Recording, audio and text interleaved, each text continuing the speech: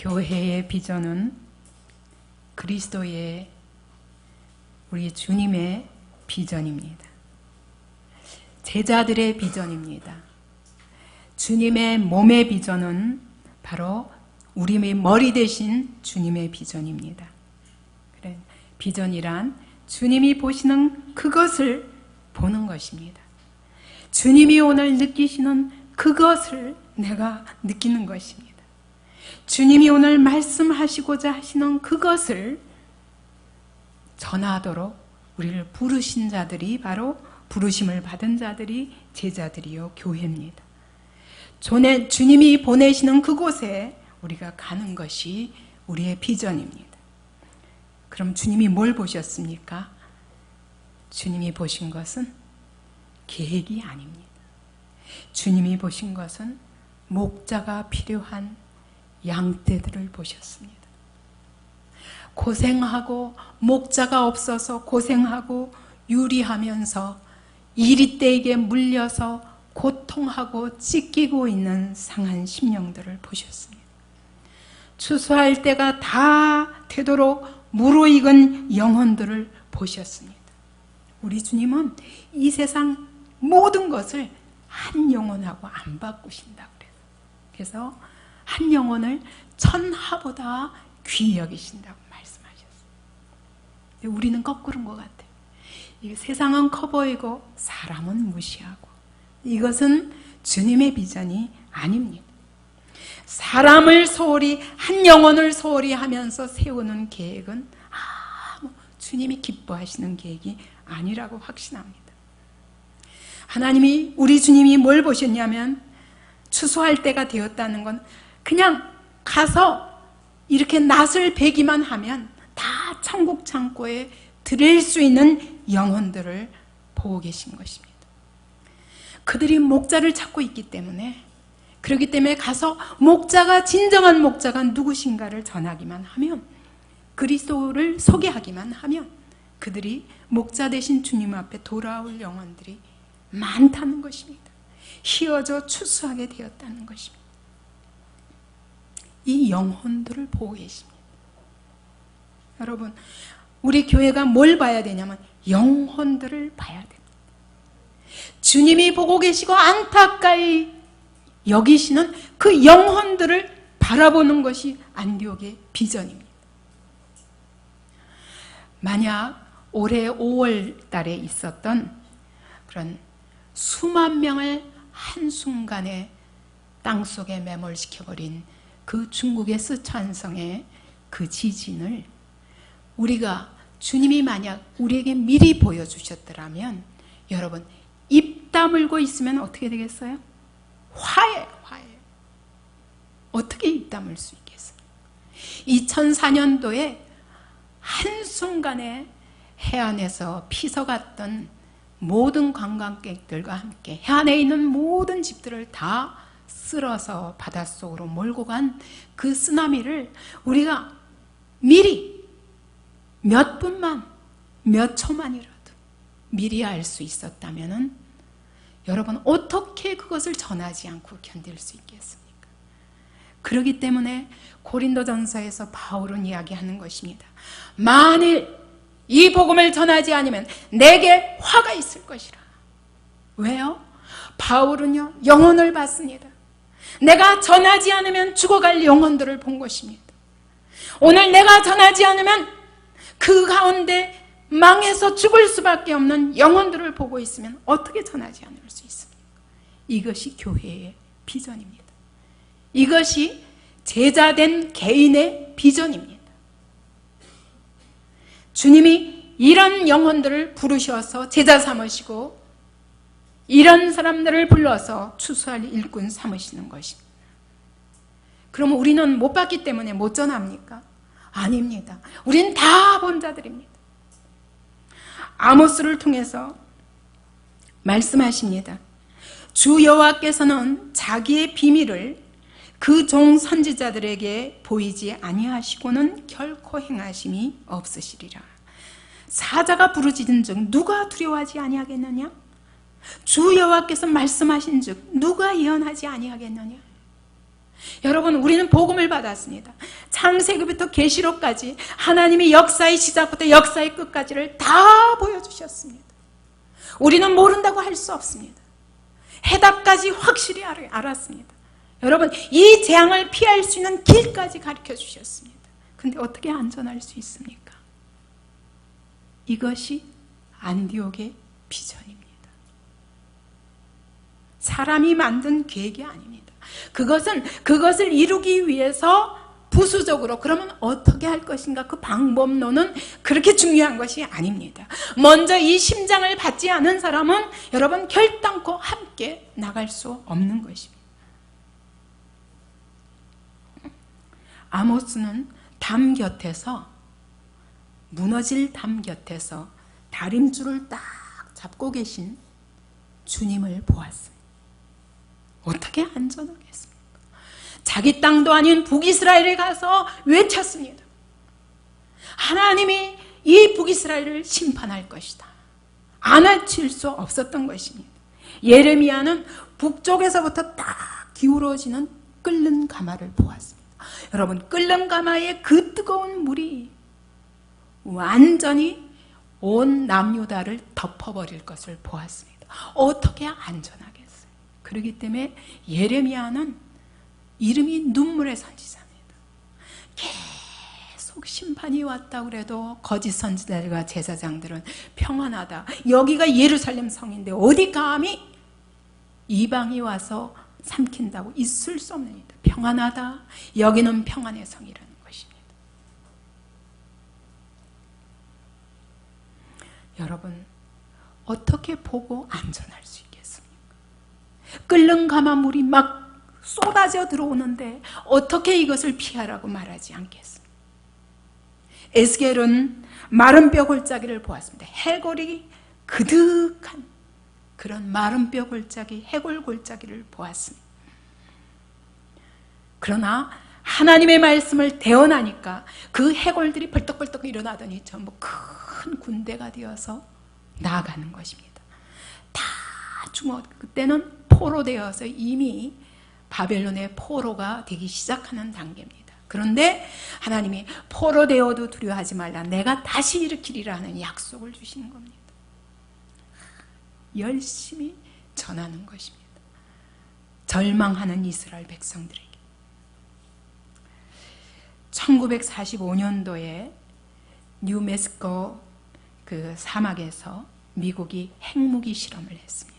근데 그 현장에 대해서 미국인이 말하기를 수백 개의 태양을 비춰도 따라갈 수 없는 그런 어마어마한 양의 빛이, 눈이 부서서 눈을 뜰 수 없는 그런 빛이 쏟아지는 핵무기 실험 통해서 그 쏟아지는 광경을 보면서 한 과학자가, 크리스찬 과학자가 울면서 기도했답니다.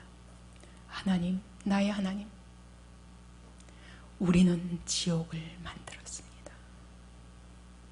이제부터 시작될 지구의 운명에 대해서 그는 미리 보고 울었습니다. 그때 빌리 그레엄 목사님은 그날로부터 세계를 그는 불타는 세계로 보았습니다. 그것이 1945년입니다. 그가 이렇게 말합니다.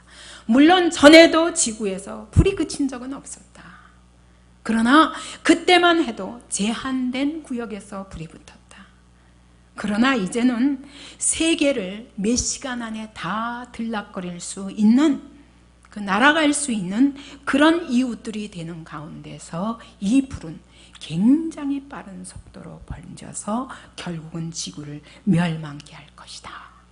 그러면서 그 불길의 종류에 대해서 얘기합니다. 인구 팽창의 불길, 인종 분쟁의 불길, 이념 투쟁의 불길, 방종하는 과학의 불길, 증오와 탐욕의 불길, 성의 불길, 이 모든 것이 지구를 태우고 있다고 그는 시대를 그렇게 판단했습니다. 그러면서 그가 말합니다. 하나님 밖에 있는 인간 때문에.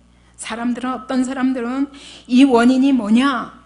금융의 불균형 때문이다. 그래서 경제적으로 균형을 이루면 그러면 회복될 것이다. 이렇게 말하고, 어떤 사람은 정치 분쟁 때문이다. 그렇기 때문에 정치적인 안정만 있으면 이 불은 끌 수 있다. 어떤 사람은 지식의 결핍 때문이다.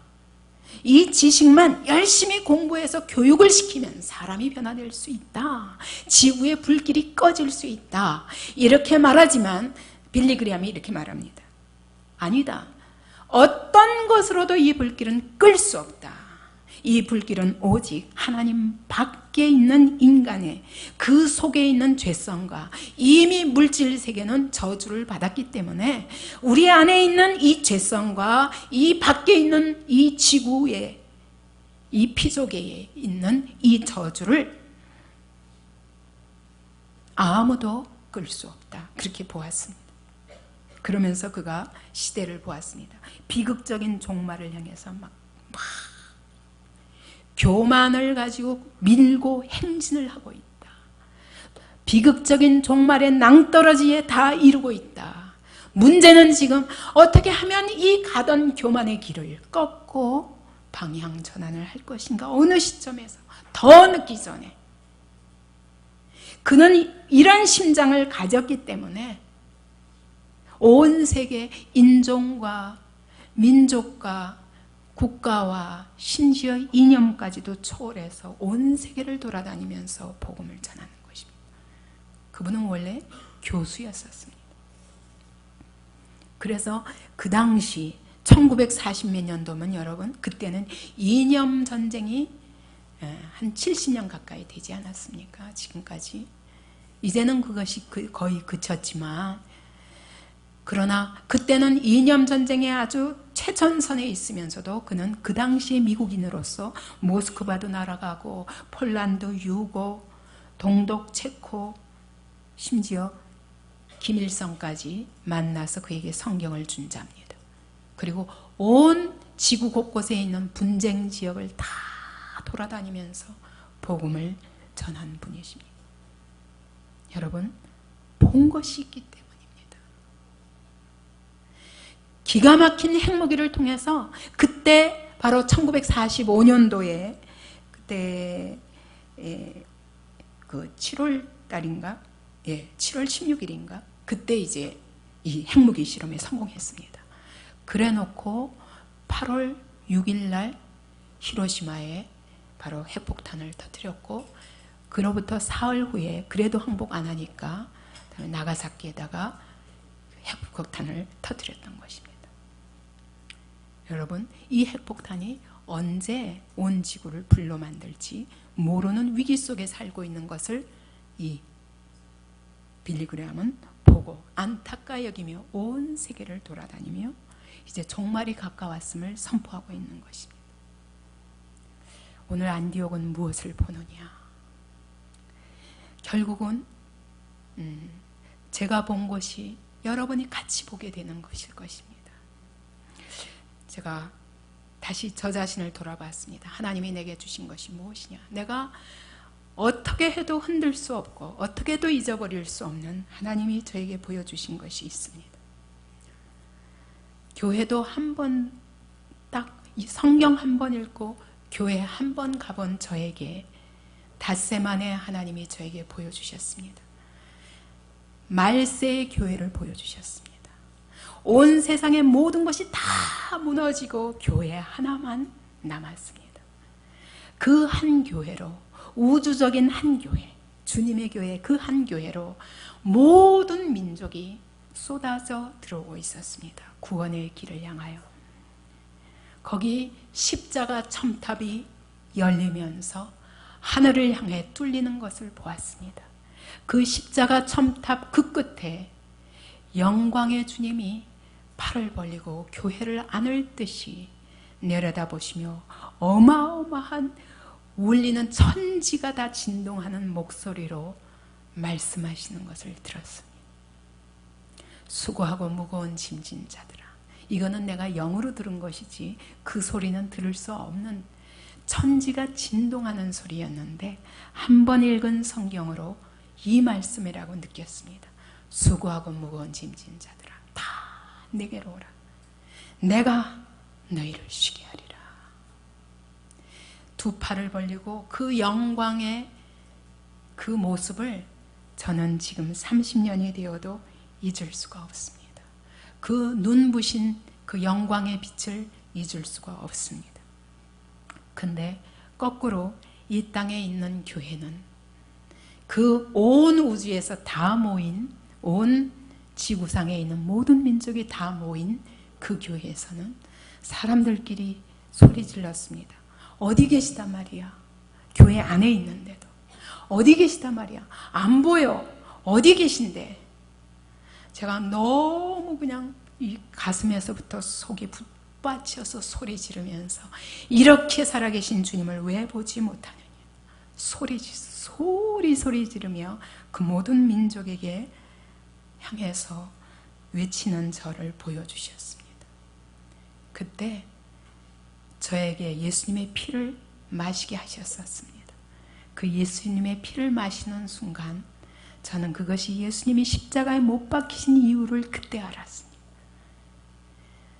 그때 예수님이 이런 나 때문에 십자가에 못 박히셨구나, 내가 예수님을 죽였구나 하는 순간에 주님이 나를 못 박으셨습니다. 주님의 그 십자가에 주님이 나를 못 박으셨습니다. 그때 비로소 십자가 위에서 주님이 느끼신 고독이 무엇인지 알았습니다. 십자가 위에서 당하시는 주님의 고통이 어떤 고통인지를 제가 체험했습니다. 그럼에도 불구하고 나를 십자가에 못 박는 그들을 사랑할 수밖에 없는 주님의 사랑을 그 자리에서 경험했습니다. 그때 이미 나 옛사람은 죽었습니다.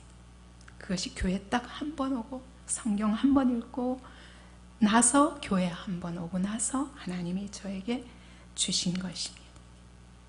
그 후로도 계속 주셨습니다. 두 비둘기를 보여주셨습니다. 똑같은 비둘기입니다. 아무리 봐도 똑같은 비둘기입니다. 그런데 하나님이 저에게 영으로 주셨습니다. 그 중에 하나는 광명한 천사를 가장한 사단이다. 그래서 저도 모르게 외쳤습니다. 예수 이름으로 명하노니 떠나갈지어다. 소리 지르자마자 하나가 금방 비둘기였는데 갑자기 까마귀처럼 새카만 마귀의 형상을 하고 쫓겨나가는 것을 보았습니다. 그뿐만 아닙니다. 교회 안에 있는 우상단지들을 보았습니다. 하나님의 교회를 보여주시는데 시커먼 구리 없는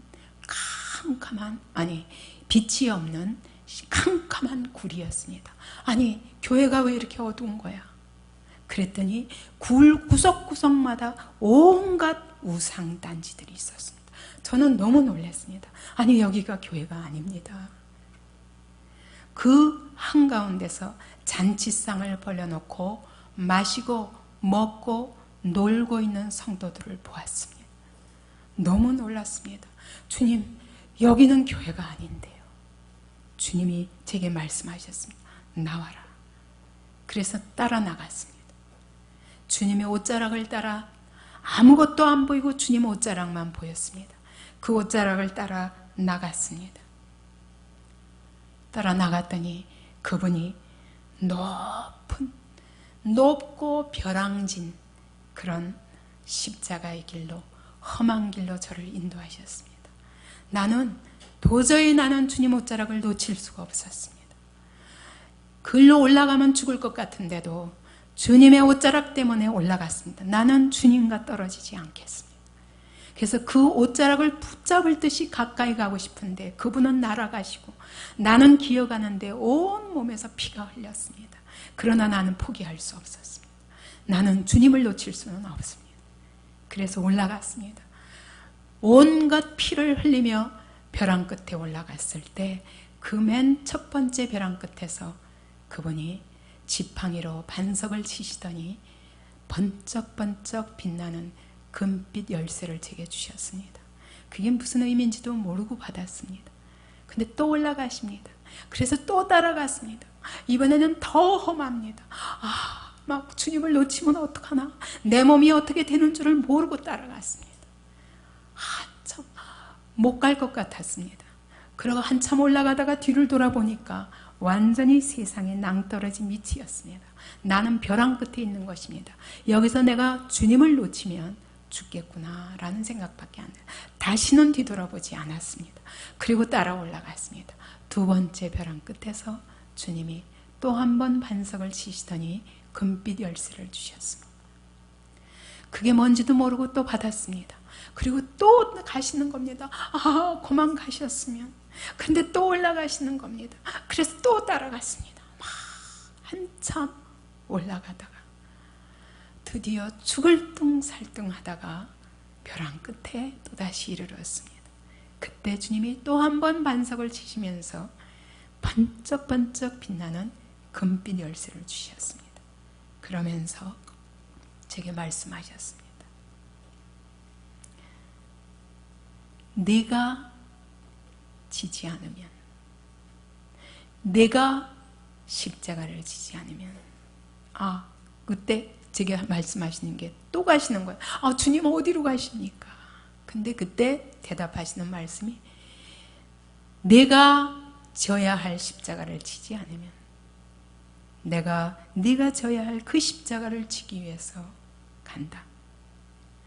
너무 놀라가 안 돼요 주님, 제가 지겠습니다. 안 됩니다 주님, 내가 두 번 다시 주님을 십자가에 못 박을 수는 없습니다. 그렇게 대답했습니다. 그때 주님이 제게 큰 환상을 보여주셨습니다. 그 환상은 수많은 양식이 짐꾼들에 의해서 실려가고 있었습니다. 저게 뭐죠 주님? 저것이 내게 갈 양식이다. 그때 저는 초신자였지만 말씀의 양식이구나 라고 생각했습니다. 그러면서 제게 말씀하시기를 전하라, 가서 전하라.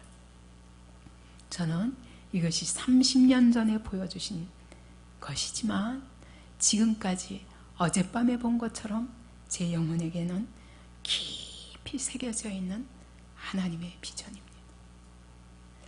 저는 그동안에 30년 동안 주님을 따라오면서 많은 고난이 있었습니다. 그러나 죽음의 위기도 여러 번 넘겼습니다. 그러나 어떤 죽음이 내 코앞에 와 있어도 저는 주님이 내게 주신 이 비전을 다 이루기 전에는 나를 데려가시지 않을 줄을 믿었습니다. 그 믿음 때문에 여기까지 달려올 수 있었습니다. 그때 이 열쇠가 뭡니까? 초신자기 때문에 몰라가지고 그렇게 물었는데 하나님이 성경을 통해서 4년 만에 대답해 주셨습니다. 그것이 바로 베드로에게 주신 내가 내게 이 천국 열쇠를 주노니, 하나님의 나라의 열쇠인 거예요. 하나님 나라의 열쇠를 열 수 있는 것입니다. 이것은 말씀의 열쇠이기도 하고 기도의 열쇠이기도 합니다. 네가 땅에서 매면 하늘에서도 매일 것이요 땅에서 풀면 하늘에서도 풀리리라. 또한 세 번째는 전도의 열쇠입니다. 어떤 영혼이든지 천국에 드리면 드릴 수 있도록 언제든지 열었다 닫았다 할 수 있도록 열쇠를 맡기신 것입니다. 다윗의 열쇠도 마찬가지입니다. 한 나라를 지키는 왕이 가지고 있는 열쇠는 아무도 만질 수 없습니다. 왕의 명령이 없으면 안 됩니다. 그것은 저에게 예수 그리스도의 권세를 주셨기 때문입니다. 예수 그리스도의 이름을 제게 주신 것입니다. 누구에게 주셨냐? 주는 그리스도시요 살아계신 하나님의 아들이십니다. 이렇게 고백하는 베드로에게 주신 것처럼 빌라델피아 교회는 그 핍박의 시대에도 복음을 전하는 교회였습니다. 7교회 중에 오직 칭찬받은 교회는, 책망이 없는 교회는 2교회밖에 없습니다. 하나는 서모나 교회입니다. 왜냐하면 서모나 교회는 핍박받고 순교하는 교회였습니다. 근데 빌라델피아 교회는 어떤 어려운 상황 속에서도 이 시대가 아무리 타락해도 계속 복음을 전하는 교회였습니다. 여러분, 마지막 시대 칭찬받을 수 있는 교회는 2가지밖에 없습니다. 복음 전하다가 죽든지 끝까지 복음 전하든지 두 가지밖에 없습니다. 빌라델비아 교회에게 하나님이 뭘 주셨습니까? 다윗의 열쇠를 주셨습니다.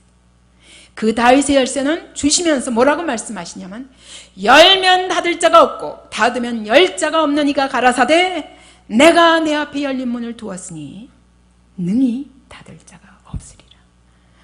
제가 전도의 문을 누군가 가로막을 때마다 하나님이 저에게 이 말씀을 주셨습니다. 내가 너에게 열어준 그 문은 아무도 닫을 자가 없다. 열쇠를 네게 맡겼다. 저는 제가 큰일을 하리라고는 생각 안 합니다. 그럴 수 없는 연약함이 제 안에 얼마나 하나님 저 같은 자를 어떻게 택하셨나요? 이렇게 한계가 많고 더군다나 거기다가 이제는 건강하던 몸도 하나님이 오히려 예수 믿고 하나님이 약한 사람으로 만드셔서 쓰십니다. 내가 이 사명 감당하도록 고쳐달라고 했을 때 하나님 말씀하셨습니다. 내가 내게 내 은혜가 내게 족하도다. 내가 약할 그때에 그리스도께서 그리스도의 능력이 내게 머무르리라. 주님은 내가 강하기를 원치 않으셨습니다. 내가 약해야 그리스도의 능력에 의지하는 사람이 된다는 겁니다. 더 자고하지 못하도록 하나님이 낮추셨다고 말씀하셨습니다. 그렇기 때문에 저는 이 저의 연약함이 바로 하나님의 능력인 것을 믿습니다. 하나님이 또 목회를 시작하고 나서 또 저에게 들려주신 음성이 있었습니다. 제가 첫 번째 다른 교회에서 전도사로 부임해서 사역을 할 때 2년 반을 사역한 후에 하나님이 나와라 하시는 겁니다. 저는 성도들을 나는 이대로 두고 갈 수가 없습니다. 난 저 성도들이 변할 때까지 이 교회가 변할 때까지 저 끝까지 있겠습니다. 주님이 너 혼자 할 수 없다. 그리고 나오라 하신 다음에 저를 산으로 부르셨습니다. 그때 산에서 기도할 때 하나님이 저에게 탄식하셨습니다. 가서 엎드리자마자 주님이 제게 하신 탄식이 이거였습니다. 이 땅에 십자가의 복음이 흐려져 가고 있다. 이 땅에 피의 복음이 흐려져 가고 있다. 저는 그때 그것이 어디까지를 말씀하시는지 잘 몰랐습니다. 그때로부터 북경의 교회를 세우고 오늘 이 자리까지 안디옥 교회가 오고 나서 돌아보니까 주님이 하신 말씀이 뭐였는가를 알겠습니다. 이 땅은 십자가 없는 부활을 전하고 있다. 십자가가 끝이 아닙니다. 부활이 끝입니다. 그러나 부활로 가려면 십자가를 통과하지 않고는 부활이 있을 수 없는데 오늘 이 땅에 십자가 없는 부활을 전하고 있다. 고난 없는 영광을 추구하고 있다. 이것이 바로 하나님의 교회가 무너지는 원인이다. 라는 것을 저에게 알게 하셨습니다. 근데 여러분 돌아보면 예수님에게 사단이 제시한 것이 뭡니까? 이 천하 만국의 영광을 보여가라사대 했어요. 내가 내게 절하면 이 천하 만국의 영광을 내게 주리라. 십자가 지지 말라는 것입니다. 그것이 사단의 유혹이었습니다. 시험이었습니다. 주님은 말씀하십니다. 다만 주 너의 하나님께 경배하라 라고 말씀하셨다. 거절하셨습니다. 그리고 십자가 지셨습니다. 이것이 그 주님의 승리가 오늘 우리의 승리가 된 것입니다. 그렇기 때문에 오늘 하나님의 교회도 십자가를 통과하지 않고는 부활의 영광을 절대로 목격할 수 없습니다. 십자가를 통과하고 고난을 통과하지 않고는 여러분 그 주님의 부활 뒤에 그 역사 놀라운 하나님의 영광을 절대로 이 시대가 경험할 수 없습니다. 여러분 오늘날 교회가 보수적인 교회에서 청소년들을 대상으로 조사한 겁니다. 저는 우리 교회 청소년들도 다를 바 없다고 생각합니다. 제가 아주 우리 이 중고등부 때문에 굉장히 마음이 아픕니다. 예배가 시작되고 한참 만에 나타나요.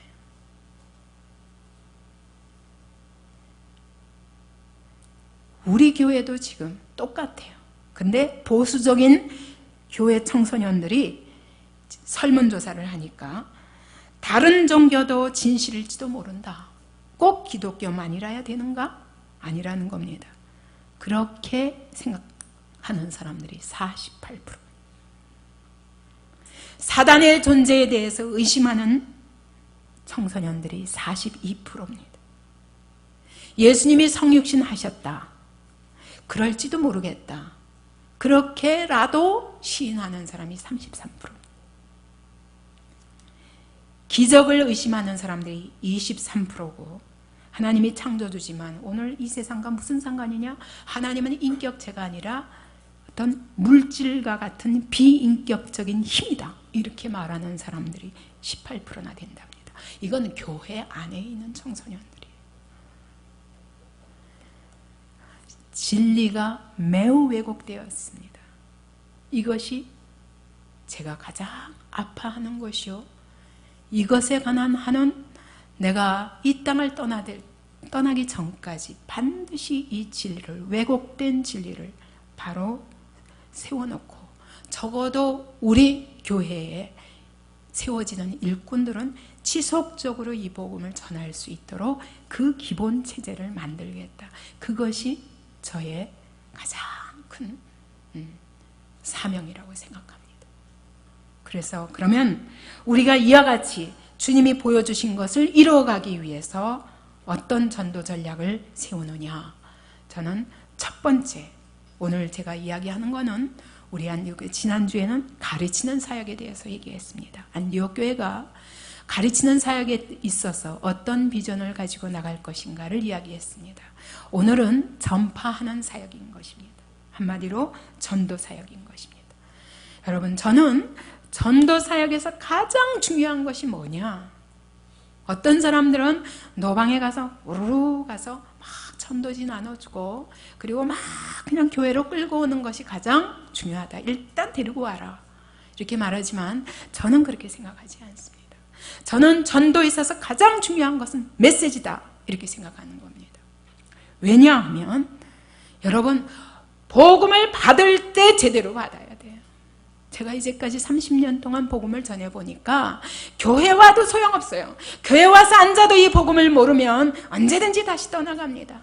교회에 앉아와 있는 사람들은 아무 앉아있기만 하고 여기서 그냥 사람과의 관계 속에서 즐거움을 느끼는 사람들은 언젠가는 주님을 배반합니다. 더군다나 시대가 이렇게 나갈 때 거기 휩쓸려 갈 수밖에 없습니다. 중요한 것은 이 복음의 메시지가 내게 하나님의 메시지가 되고 있는가, 이것이 중요한 것입니다. 그런데 이것은 데려와서 키우는 것이라고 저는 생각하지 않습니다. 아예 처음부터 이 복음을 가지고 그 영혼에게 접근하는 것입니다. 이 복음을 가지고 도전하는 것입니다. 이게 뭐냐? 진화가 아니라 창조다. 왜냐? 이야기하는 것입니다. 하나님이 이렇게 아름답게 창조하셨다. 우리의 원래 모습은 이렇게 사는 게 아니다. 하나님이 우리를 얼마나 영광스러운 존재로 지었는지 아느냐? 그뿐만 아니라 왜 그렇게 지으셨냐? 하나님의 나라의 사명을 위해서 지으신 거지. 무엇을 먹을까, 마실까, 입을까, 맨날 짐승과 똑같이, 버러지들과 똑같이 그렇게 땅에 기어다니면서 땅의 것으로 살도록 우리를 지으신 것이 아니라 하나님의 나라를 위해서 얼마나 영광스럽게 하나님과 함께 동역할 하나님 나라의 사명자들로 우리를 지으셨는가. 인생의 목적이 무엇이냐? 무엇을 어떻게 하면 더 잘 먹고 더 편히 살까가 아니라 하나님의 나라를 위해서 지으셨다. 이걸 처음부터 불신자에게 도전해야 제대로 들어가지. 교회 안에 다른 즐거움을 가지고 와 있는 사람은 아무리 들어도 못 깨달아요. 그래서 제가 열린 방을 이제 지금은 준비 단계지 시작한 거 아닙니다. 이제 가을부터 제가 본격적으로 시작할 겁니다. 그것을 위해서 지금은 워밍업 시간이었어요. 그동안에 열린방을 통해서 새 생명의 메시지를 가지고 분명하게 불신자들에게 복음으로 접근하는 것입니다. 제가 이제까지 전도의 경험으로 봤을 때 그렇게 해서 변화된 사람은 어떤 상황에 놓여도 주님을 배반하지는 않습니다. 그리고 하나님의 나라를 바라보기 위하여 한 걸음 한 걸음 나아갈 수 있는 것입니다. 저는 모든 성도가 다 전도자라고 믿습니다. 왜냐하면 여러분, 전도는 은사가 아닙니다. 전도는 사명입니다. 전도는 명령입니다. 주님이 제자들을 부르실 때 사람을 낚는 어부가 되게 하리라 라고 말씀하셨어요. 되게 하리라. 그게 누가 만드는 겁니까? 우리가 되는 게 아니라 하나님이, 예수께서 우리를 되게 만드시겠다는 것입니다. 그분이 만들어 주신다는 겁니다. 수많은 무리들 가운데 예수님께 따라다니다가 나중에 예수님 십자가에 못 박을 때는 오히려 또 십자가에 못 박으셔서 소리 지르던 그 무리 속에 속하는 사람들은 전도자가 될 수 없습니다. 교회도 마찬가지입니다. 여러분, 그런 무리가 아니라면 다 전도자로 성장해야 됩니다. 그것이 내가 살 길입니다. 그렇지 않고는 우리는 세상에서 내 신앙을 유지할 수가 없습니다.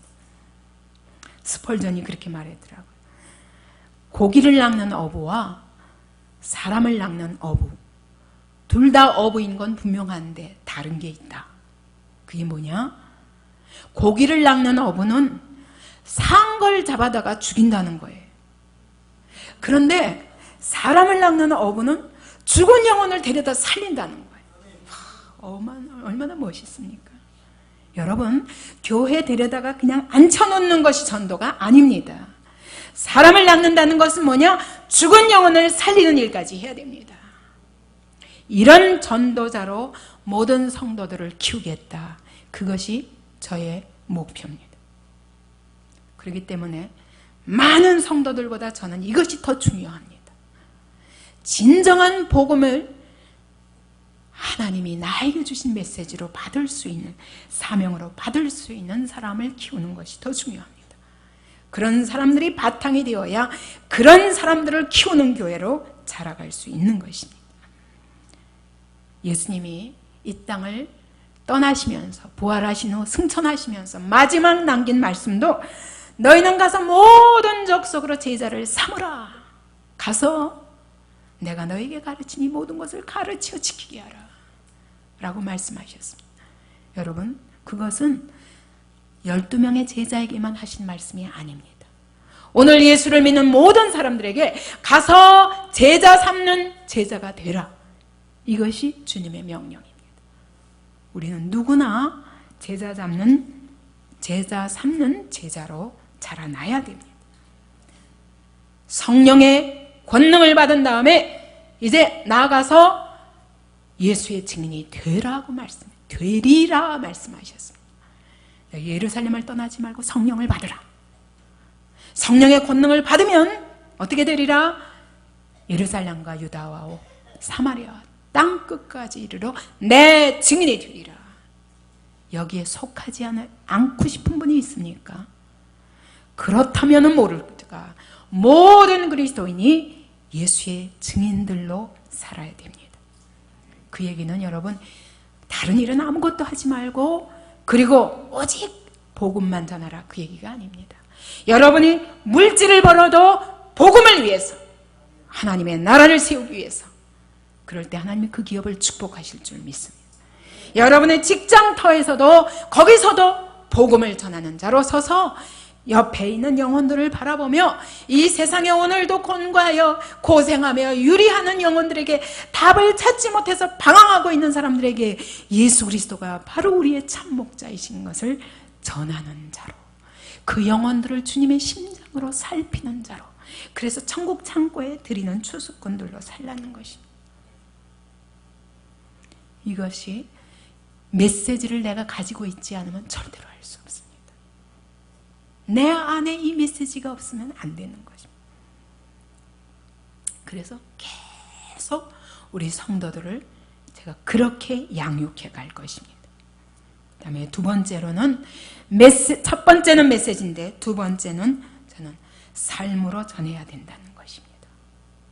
교회 안에서 신앙생활하고 나가서 따로 하는 그런 신앙생활이 아니라 우리의 삶의 목적 자체가 하나님의 나라여야 된다는 것입니다. 우리의 삶의 목적 자체가 영혼 구원이라야 된다는 것입니다. 그것이 학생이든 그것이 직장인이든 아니면 사업하는 사람이든 누구든지 우리의 삶의 목적 자체가 하나님께 영광 돌리는 하나님의 나라를 위해서 쓰임받는 삶의 목적으로 우리의 삶의 현장이 쓰임받아야 된다. 예레미야는 얼마나 답답하면요, 전에도 안 들으니까 나무 멍에를 딱 맸습니다. 이와 같이 너희를 바벨론의 포로가 되게 하리라.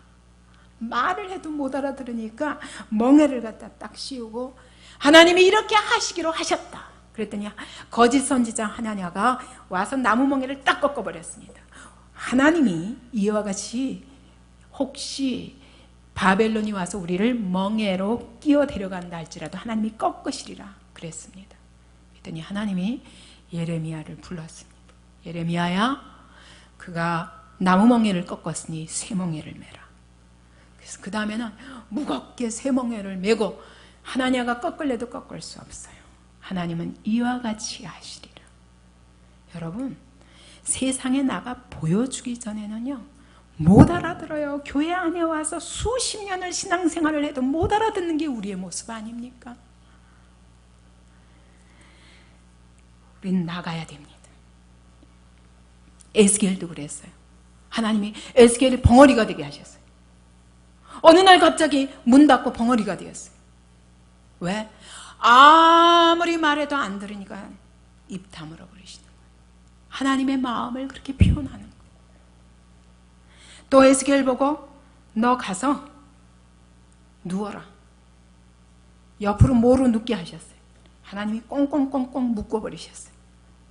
그렇게 하고 오랫동안 움직이지 못하는, 내가 이와 같이 묶어서 너희를 포로되게 하리라.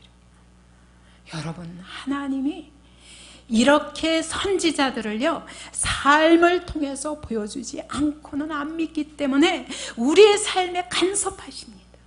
그렇기 때문에 정말 우리가 하나님의 나라를 붙잡고 살 때 하나님이 갖가지 방법으로 하나님의 메시지를 전하기 위해서 우리를 사용하실 때 우리는 그분의 말씀대로 여러분 묶일 생각도 하고 어떻게 하든 하나님의 메시지가 표현되는 것이 우리의 최대 목적입니다. 이런 삶일 때 하나님이 역사하십니다. 나중에는요 에스겔아 이리 와봐 부르셨습니다. 그래 놓고 자 여기다 귀리도 놓고 보리도 놓고 밀도 놓고 여러 가지 넣어가지고 자 갈아가지고 떡을 만들어라. 떡을 만들었습니다. 그랬더니 인분이 뭔지 아시죠? 사람의 똥을 가져다가 말린 거에다 불을 붙여서 태워 먹어라. 그냥 구우라고 그래도 모르는데 인분에서 그 냄새와 모든 게 다 연기로 올라가서 구워진 그 떡을 먹으라는 겁니다. 얼마나 기가 막혀요. 에스겔이 너무 속상해가지고 하나님 나는 정말 더러운 것을 여태까지 먹은 적이 없었습니다. 오죽하면요 다 시키는 대로 하는데 정말 그 떡은 못 먹겠나. 그랬더니 하나님이 조금 바꿔주셨어요. 그러면 소똥 가지고 해라.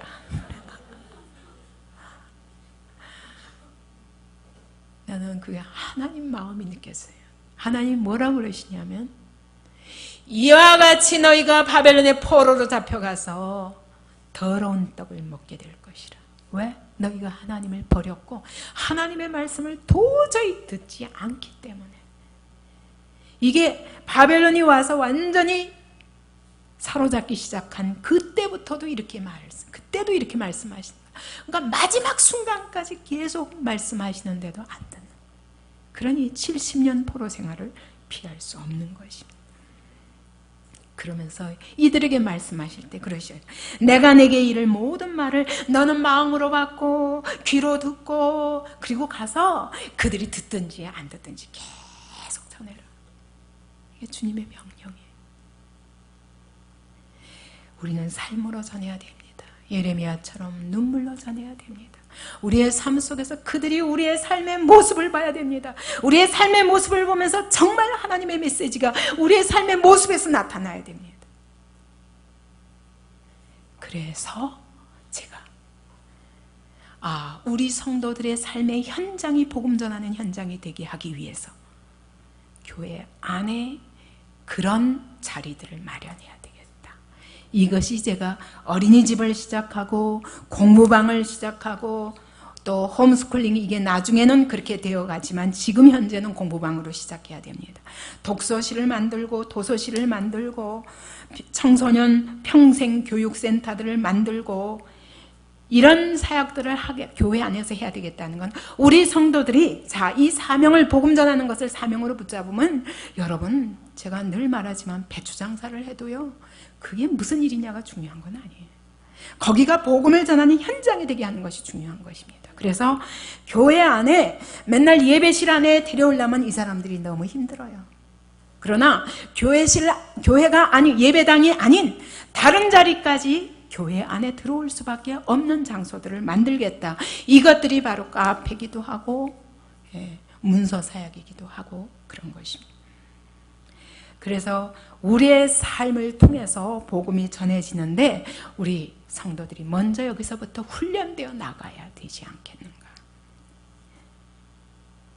그 다음에 세 번째로는 가는 겁니다. 가는 것. 그래서 그 가는 것으로 열린 방을 세우는 것입니다. 가는 것이 두 가지입니다. 교회 밖으로 나가는 것이 열린 방입니다. 각각 아파트마다, 각 아파트 동마다, 아파트 단지마다, 동네마다 거기에 열린 방이 세워져야 됩니다.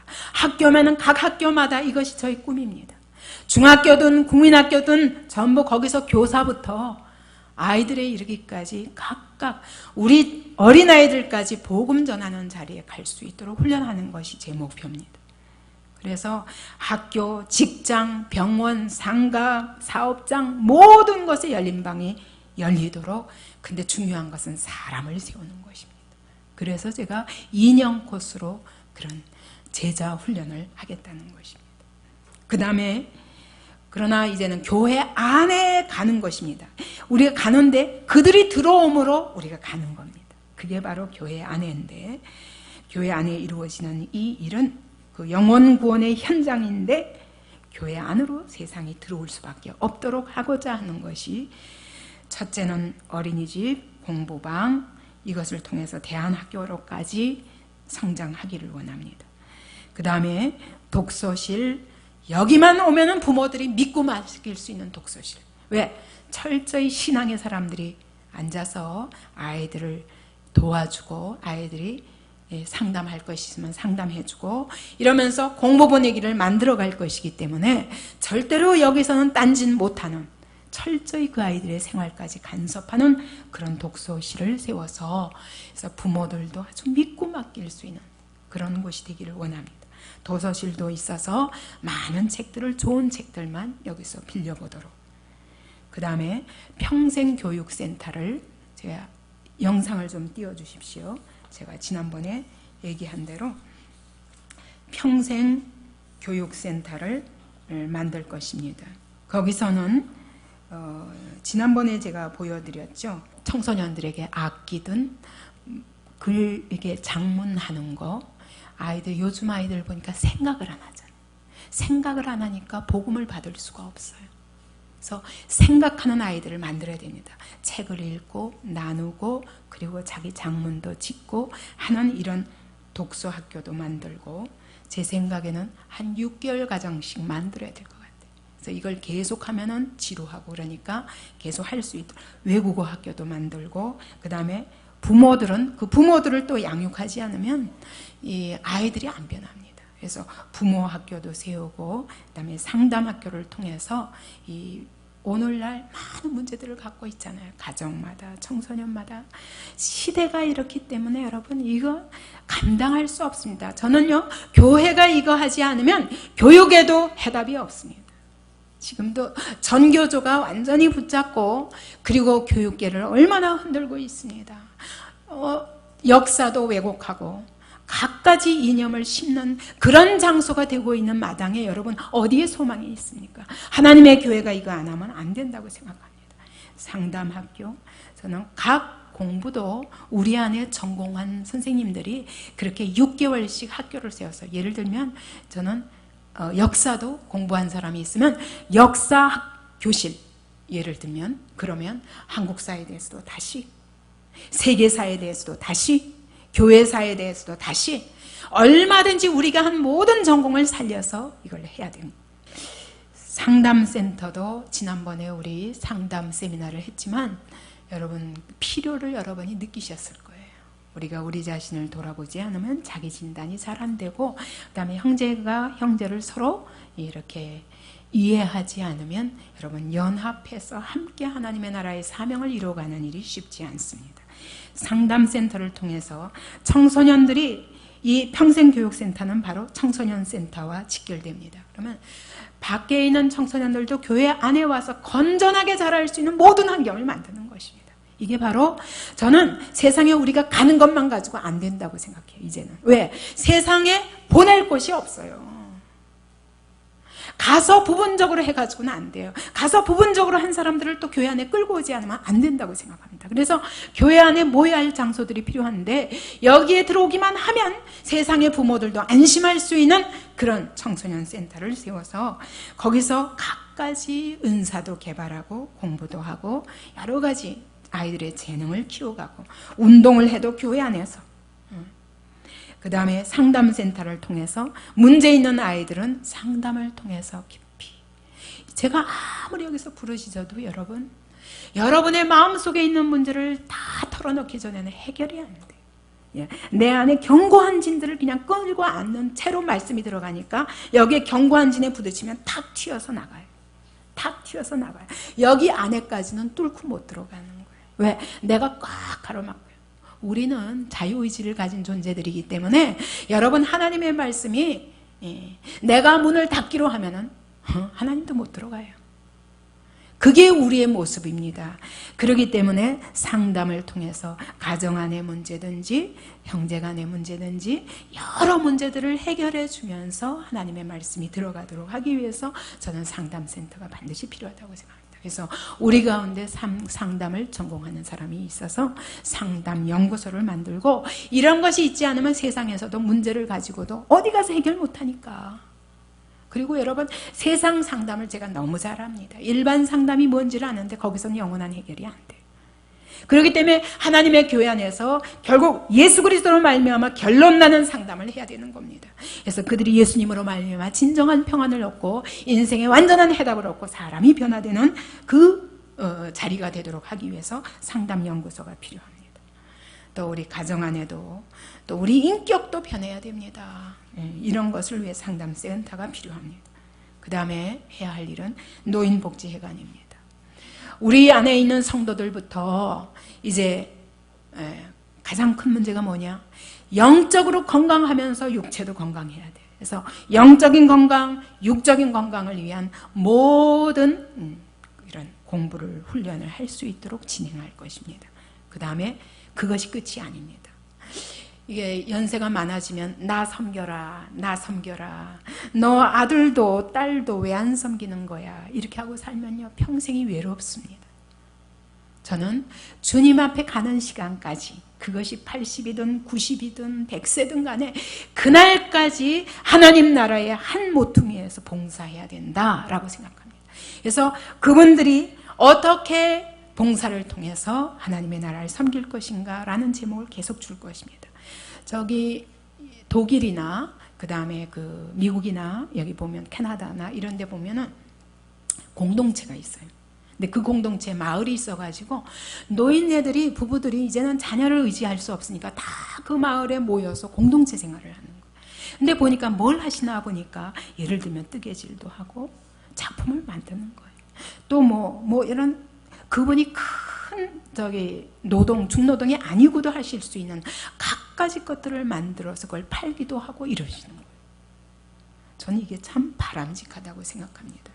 그래서 그런 것들을 계속 만들어서 노인네들이 여러분 뭔가 섬기며 산다는 즐거움이요 우리 영육을 훨씬 더 강하게 합니다.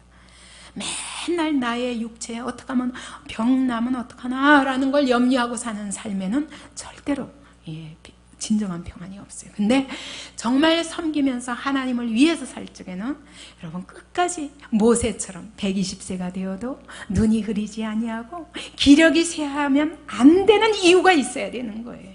그 이유를 만들어 드리는 것입니다.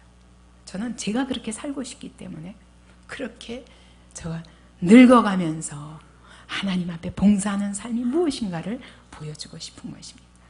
그것이 노인복지회관이 될 것입니다. 여기에 와서 믿지 않던 사람들도 마지막에 천국에 대한 소망을 가지고 돌아가실 수 있도록.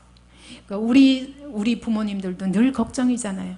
혹시 집에 혼자 누워 계시면 혹시 어디 아프신 거 아니나, 어디 내가 없는 동안에 어찌 될까, 그런 염려할 필요 없이 이분들이 교회에서 살면 교회 안에 예를 들면 일정하게 병원과 연계해서 병원의 어떤 각 분야에 연계해서 의사들이 가끔씩 시간 파트별로 오실 수 있도록, 그래서 진단하고 늘 건강을 체크해드리고, 이런 것을 제가 꿈꾸고 있습니다. 그러니까 여기 이게 세이비어 교회입니다. 이게 의료시설이에요. 거기도 보니까 여기에 그 의사가 없어요. 근데 어떻게 의료 행위가 이루어질까 했더니 각 의사들이 이렇게 봉사하는 의사들이 있더라고요. 그래서 자기 시간을 월요일 날 몇 시부터 몇 시까지는 누구, 화요일 날 몇 시부터 몇 시까지는 누구, 이래서 다 돌아가면서 봉사하시는 거예요. 아, 제가 거기서 아이디어를 얻었어요. 우리가 돈을 다 가지고야 병원을 할 수 있는 게 아니라 이런 시스템으로 할 수 있구나. 그때 아이디어를 얻었습니다. 그리고 그 다음에 해야 할 사업은 아름다운 가게입니다. 오늘날 어떤 교회는 녹색 가게라는 이름으로 또 하고 있는 교회도 있더라고요. 결국은 여러분 이거는 하나님의 필요이기 때문에 제게 주신 걸요 다 하고 있더라고요. 저는 이거 가슴에 안고 오랫동안 하나님이 그것을 실제로 이루어 주시기까지 지금 기다리고 기도하고 있는 것인데 실제로 돈이 되는 사람들이 하고 있더라고요. 그래서 녹색 가게를 만든다는 건 뭐냐면 알뜰 매장인 거예요. 저는 물건이 이렇게 멀쩡한 물건들이 버려져 나가고 그런 쓰레기가 쌓이는 지구촌이 되는 것이 안타까운 거예요.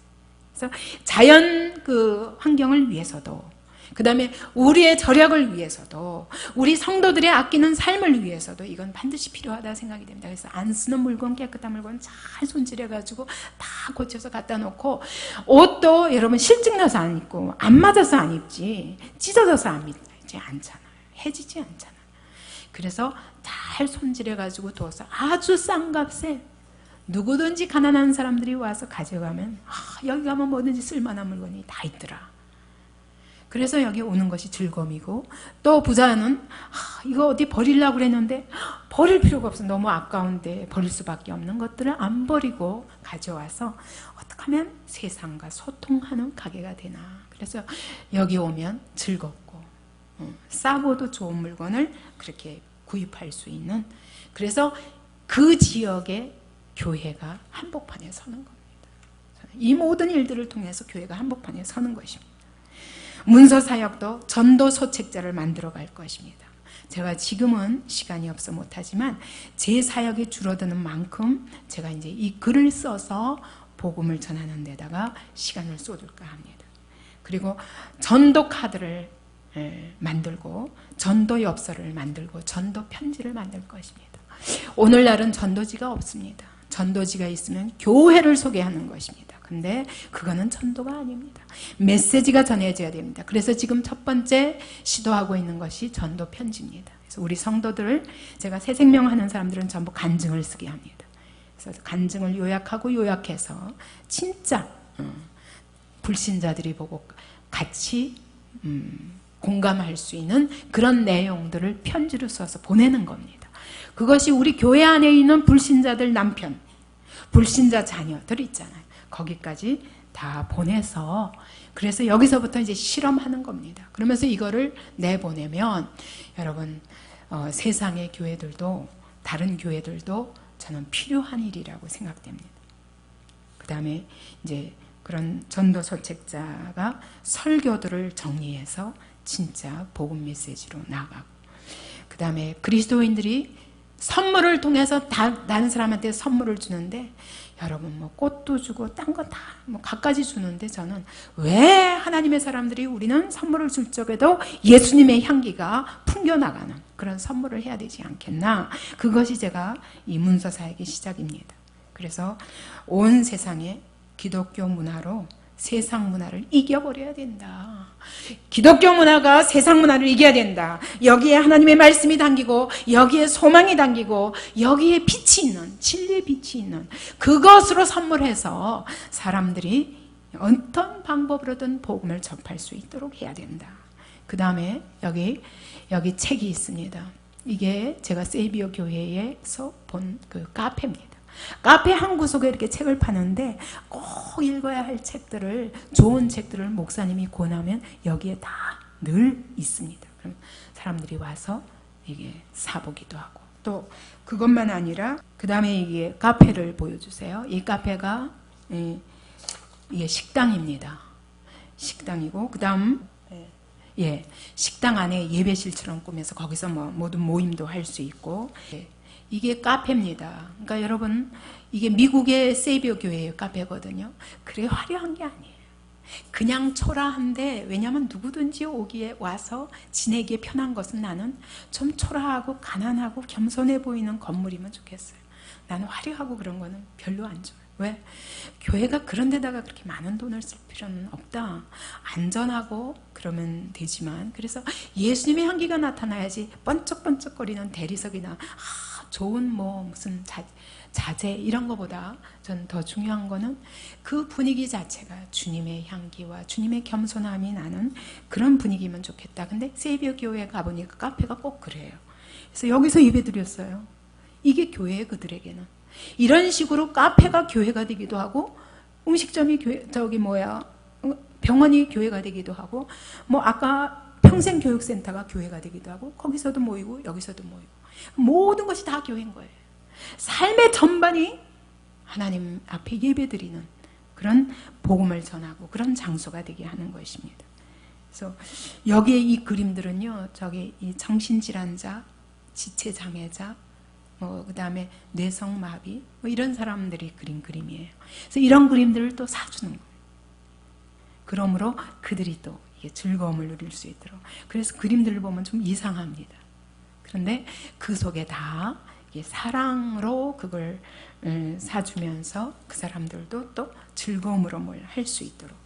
이런 식으로 해서 결국은 교회가 누구든지 그곳에 가고 싶은 자리, 카페도 오면 여기서 계속 복음 전하는 사람이 있습니다. 그러면 가고 싶지 않아요.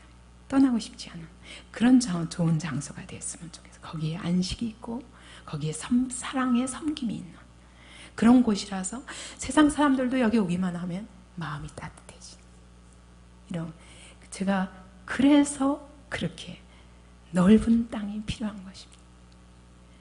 하나님께서 단계적으로 하실 것이기 때문에 먼저 땅을 잡지 않으면 그게 어렵겠다, 그런 생각을 하고, 그래야 또 전원적인 그런 곳을 마련할 수 있겠다라고 생각한 것입니다. 우리 마지막으로 디모데후서 한번 읽고 마치겠습니다. 디모데후서 4장 1절 2절을 같이 읽읍시다.